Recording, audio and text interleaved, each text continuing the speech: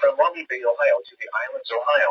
Open waters from Maumee Bay, Ohio to the islands, Ohio, until 6 a.m. Eastern Daylight Time. At 4:54 a.m. Eastern Daylight Time, strong thunderstorms were located along a line extending from near Detroit River Line to near North Cape, moving east at 30 knots.